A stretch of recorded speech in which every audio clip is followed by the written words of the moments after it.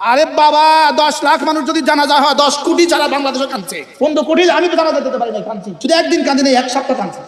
ও গুলিবিদ্ধ হওয়ার আগের দিন পর্যন্ত আমি ওকে চিনতাম না। এরকম বহুত নেতা পৃথিবী থেকে চলে গেছে, পৃথিবীর কেউ তাদের জন্য কাঁদে না, অজু ছাড়াই জানাজা পড়ে।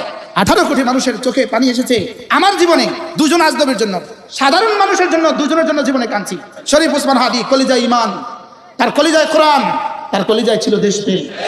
না, এত মানুষ তার জন্য কাঁদবে কেন? হইতে পারে হত্যার ষড়যন্ত্রের মধ্যে আমাদের নামও চলে আসছে, হইতে পারে তালিকায় চলে আসছে। শরীফ ওসমান হাদি, এই যুবককে তোমরা হত্যা করেছ। এই যুবককে হত্যা করে তোমরা, যুবক চেয়েছিল শুধুই ঢাকা 8 আসনের এমপি হইতে। রব্বে কারীম তার 3টা প্রয়োজনে, 3টা কারণে, তার কলিজায় ঈমান ছিল, তার বুকে কোরআন ছিল, সে হাফেজে কোরআন ছিল। সে কি ছিল? আমার একদম স্পষ্ট দলিল, সে হাফেজে কোরআন ছিল। গত পরশু আমার ঢাকা যেখানে বয়ান ছিল, ওই মসজিদের ইমাম, সাবার কি মসজিদ বলে এটাকে, সাবার মডেল মসজিদ, ওই মসজিদের ইমাম শরীফ হাদির বন্ধু, তারা একসাথে দাখিল আলেম পাস করেছে। ওই ইমাম আমাকে বললেন, হুজুর শরীফ হাদি হাফেজে কোরআন ছিল। কি হয়? কত মানুষ দেশের গুলিবিদ্ধ হয়ে মারা গেছে, কত মানুষ দেশে গুলিবিদ্ধ হয়ে মারা গেছে, লেকিন শরীফ হাদির কলিজায় ঈমান ছিল, তার কলিজায় কোরআন ছিল, তার কলিজায় খাঁটি দেশপ্রেম ছিল। ঈমান ছিল, কোরআন ছিল, আর কে ছিল বলেন? আর কি ছিল বলেন? না, পেট প্রেম ছিল না, দেশ প্রেম ছিল। ঈমান ছাড়া না ঈমান সহ, কোরআন ছাড়া না কোরআন সহ। এজন্য ঈমানের সাথে যদি কোরআনও থাকে, আর ঈমান আর কোরআনের সাথে যদি দেশপ্রেমও থাকে, এরা শরীফ ওসমান হাদি হয়। এরা কি হয়? এরা খালিদ ইবনে ওয়ালিদ হয়, এরা তারিক বিন জিয়াদ হয়, এরা মুসা বিন উকবা হয়, এরা শরীফ ওসমান হাদি হয়।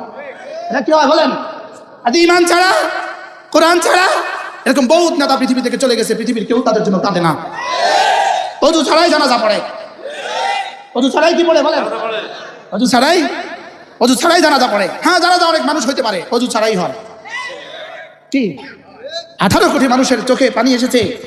আমার জীবনে দুজন আজনবীর জন্য, দুজন আজনবী, আল্লামা হযরত নানুপুরি আমাদের জন্য কাঁদছি, হয়তো হাফিজের জন্য কাঁদছি রাহমাহুল্লাহ, আল্লাহ ওয়ালাদের জন্য কাঁদছি, আহমদ শফির জন্য কাঁদছি, জুনায়েদ বাবুনগরের জন্য কাঁদছি। স্বাভাবিক না অস্বাভাবিক? সাধারণ মানুষের জন্য, দুজনের জন্য জীবনে কাঁদছি। 1983 সালে শহীদ প্রেসিডেন্ট জিয়াউর রহমানের জন্য কাঁদা আসছে আমাদের 81 সালে, আর ওসমান হাদির জন্য আমাদের চোখে পানি আসছে। বাস্তব না বাস্তব? সেদিন কেন কাঁদা আসছিল? একই কারণ, তার কলিজায় ঈমান ছিল, তার কলিজায় দেশপ্রেম ছিল। তার কলিজায় কি ছিল বলেন? আর তার কলিজায় দেশপ্রেম ছিল। এখনো যদি কেউ ঈমানওয়ালা হয়, দেশপ্রেমওয়ালা হয়, আমরা ওকে, আমরা তাকে বলবো আসেন।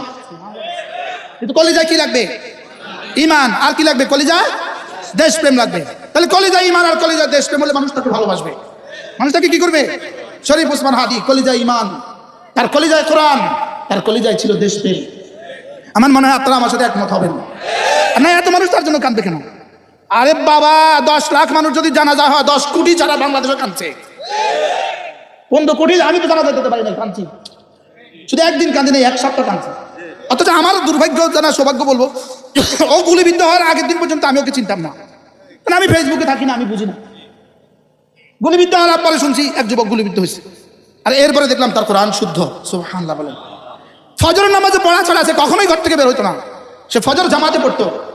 জুমার নামাজ পড়ে তার গুলিবিদ্ধ হওয়া। সুবহানাল্লাহ বলেন। জুমার নামাজ কি জামাতে নিয়ে পড়ে না ঘরে পড়ে? কি হয়? তাইলে বোঝা গেছে, কেউ যদি মনে করে গুলি করে আমাদেরকে শেষ করে দিবা, আবার ফিরে আসবা, রব বলেন না না না না না না, আয়াহসাবু আল্লা ইয়াকদির আলাইহি আহাদ, আমি আছি।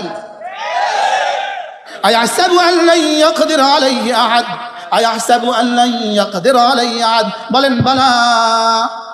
আয়াহসাবু আল্লা ইয়াকদির আলাইহি আহাদ, সে কি মনে করে যে তার উপরে কোনো ক্ষমতাধর নাই? সে কি মনে করে তার উপরে কাদের কেউ নাই? সে কি মনে করে তার উপরে কাদির কেউ নাই? সে কি মনে করে তার উপরে মুক্তাদের কেউ নাই? আমি কাদের, আমি কাদির, আমি মুক্তাদের, আমি কবি। সুবহানাল্লাহ। আয়াহসাবু আল্লা ইয়াকদির আলাইহি আহাদ। পড়েন, হ্যাঁ, যদি আমার সুযোগ থাকতো আমি আয়াত ফজর পর্যন্ত পড়তাম। কলিজায় কথা বসান, আমার উপরে একজন কুদরতওয়ালা আছে। আমি যে ফজর পড়ি না, আমার উপরে কুদরতওয়ালা আছে। আমি যে জোহর পড়ি না, আমার উপরে কুদরতওয়ালা আছে। আমি যে আসর পড়ি না, আমার উপরে কুদরতওয়ালা আছে। আমি যে মাগরিব পড়ি না, আমার উপরে কুদরতওয়ালা আছে। আমি যে দোকান বন্ধ করি না, আমার উপরে কুদরতওয়ালা আছে। আমি যে অফিস বন্ধ করি না, আমার উপরে কুদরতওয়ালা আছে। আমি যে মিটিং বন্ধ করি না, আমার উপরে কুদরতওয়ালা আছে।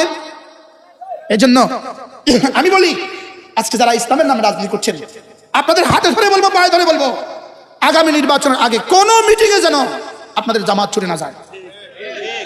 কি আয়াসাবু আল্লা ইয়াকদির আলাইহি আহাদ, তোমার এই কথা ভাবার কোনো কারণ নাই। তোমার ফজরের হিসাব দেওয়া লাগবে না, এই কথা ভাবার কোনো কারণ নাই। তোমার যোহরের হিসাব দিতে হবে না, এই কথা ভাবার কোনো কারণ নাই। তোমাকে নামাজের হিসাব দিতে হবে না, এই কথা ভাবার কোনো কারণ নাই। তোমাকে রোজার হিসাব দিতে হবে না, এই কথা ভাবার কোনো কারণ নাই। তুমি যদি বলো আমার অনেক মাল আছে, রব্বে কারীম বলেন ইয়াকুলু আহলাকতু মালাল লুবাদা, ইয়াকুলু আহলাকতু মালাল লুবাদা, সে বলে আমি তো অনেক মাল খরচ করে ফেলেছি, আমি তো অনেক মাল রেখে দিয়েছি, আমি তো অনেক মাল খরচ করেছি। রব্বে কারীম বলেন তোমার মাল, তোমার চেয়ে বেশি মাল খরচ করনেওয়ালা সেও যেমন টিকে নাই, তুমিও টিকবা না। তোমার চেয়ে বেশি ক্ষমতাধর সেও যেমন টিকে নাই, তুমিও টিকবা না। অতএব মালের দম, মালের বড়াই আমার সাথে হবে না। বলে কি তোমার শক্তির বড়াই আমার সাথে হবে না, তোমার মালের বড়াই আমার সাথে হবে না। কেন? তোমার মাল তো কারুন থেকে বেড়ে যায় নাই। দেখো না কারুনকে আমি জমিনে কিভাবে ধসিয়ে দিয়েছি। শেষ তক 5 আগস্ট যাওয়ার সময় শেষ বেলা বলেছিল তোদের জন্য তো আমি অনেক মাল খরচ করেছি। আজীব, 5 আগস্ট যাওয়ার সময় 11টা বাজে সেনাপ্রধানকে কি বলেছেন? তোমাদের জন্য আমি তো অনেক মাল খরচ করেছি। তোমরা আমার কথা শুনছো না কেন? তোমাদের জন্য তো আমি অনেক মাল খরচ করছি। দেখছেন আল্লাহ যেমনি করছে এমনি কর। যেদিন এই কথা বলছে তোমাদের জন্য আমি অনেক মাল খরচ করেছি, সেদিনেই যেহেতু এই সূরা আমাকে এবার তাফসীর করতে হবে, আমি তো আমার পড়া ছিল। আমি তো আল্লাহ কইছি তো, তুমি যেমনি কইছো এমনি তো হইছে। কি ইয়াকুলু হালাকতু মালাল লুবাদা, 2-4টা মাল যদি হয়ে যায় বাচ্চাটাকে আর কোরআন পড়ায় না। আস্তে কইছি, আস্তে বাস্তব না বাস্তব?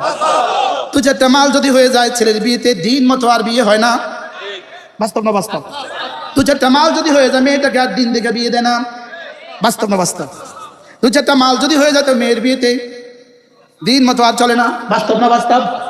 রব যেন কিয়ামত পর্যন্ত আনেওয়ালা সমস্ত মালওয়ালাকে ঘোষণা দিয়ে বলেন তোর উপরে আমি আছি, তোর মাল তোকে বাঁচাতে পারবে না। মা আগনা আনহু মালুহু ওয়া মা কাসাব। আল্লাহ, মা আগনা আনহু মালুহু, তার মাল তাকে বাঁচাতে পারে নাই। মা আগনা আনহু মালুহু, 832 ভরি স্বর্ণ রেখে গেলেন, এখন এই স্বর্ণগুলো আল্লাহু আকবার কবীরা বাঁচাতে পারে নাই। ওগুলো রাখছিল কি লেগা? বিপদে কাজে আসবে। কথা কয় না? স্বর্ণগুলো রাখছিল কি লেগা? এখন কি কাজে আসছে না মামলাতে আরো সহযোগী হয়েছে? আশ্চর্য কথা। কি হারাম মাল কি প্রয়োজনে কাজে আসে না প্রয়োজনে ধ্বংস? আরো আরো আরো ধ্বংসের মধ্যে আরো তেল দেয়, আগুনে আরো কি দেয় বলেন? তেল দেয় না, মোবিল দেয়। মোবিল কি হারাম মাল ধ্বংসের মধ্যে আরো কি দেয়? আল্লাহ তাআলা বলেন ইয়াকুলু আহলাকতু মালাল লুবাদা, সে বলে বেড়ায় আমি তো অনেক মাল খরচ করে রেখেছি, আমি তো আমাকে বাঁচাবার জন্য অনেক মাল খরচ করেছি, টাওয়ার বানিয়েছি, আমি তো মাল খরচ করেছি, আমি তো বিদেশে 3-4টা বাড়ি বানিয়ে রেখেছি। কোরআন যা বলে কেমনে বলে কোরআন? সুবহানাল্লাহ। ইয়াকুলু আহলাকতু মালাল লুবাদা, পড়েন ইয়াকুলু আহলাকতু মালাল লুবাদা, সে বলে আমি তো অনেক মাল খরচ করে ফেলেছি, আমি তো অনেক মাল সংরক্ষিত করে রেখেছি, আমি তো অনেক বাড়ি বানিয়ে রেখে দিয়েছি, আমি তো বিদেশে অনেক বাড়ি বানিয়ে রেখেছি, আমি তো বাংলাদেশের ট্রেজারিতে অনেক স্বর্ণ রেখে দিয়েছি, প্রয়োজনের সময় কাজে লাগবে। রব্বে কারীম বলেন জি না মা আগনা আনহু মালুহু ওয়া মা কাসাব, এক জাররাও কাজে আসবে না। আহলাকতু মালাল লুবাদা, পড়েন আহলাকতু মালাল লুবাদা। এজন্য হযরত হাসান বসরি রাহমাতুল্লাহ বলতেন হারাম 40 বছর, হারাম মাল 40 বছরও টিকে না, হারাম মাল 40 বছরও টিকে না, আর হালাল 700 বছরেও শেষ হয় না। কি হয়? 40 বছর হয়েছে না 16 বছর? ভিশন 30 ও না, ভিশন কত? 41। ও 30 হলো আরেক দেশের ভিশন 41। ভিশন কি? ভিশন 41। ও বাপ রে বাপ। কি হয়? আহলাকতু মালাল লুবাদা, ইয়াকুলুল আহলাকতু মালাল লুবাদা, না বেশি মাল দিয়ে কিছু হবে না। বলেন বেশি মাল দিয়ে কিছু হবে না বলেন। আবার বলেন হারাম দিয়ে কিছু হবে না। হালাল যদি বেশি দিয়ে দেয় কোনো অসুবিধা নাই। মা আবার করে আমরা ধরবেন। হালাল যদি বেশি দেয় কোনো অসুবিধা আছে? হ্যাঁ, হালাল বেশি দিলে কোনো সমস্যা আছে? না, হালাল বেশি দিলে কোনো সমস্যা আছে না? হালাল বেশি দিলে কোনো সমস্যা নেই। হালাল বেশি দিলে কি নাই বলেন?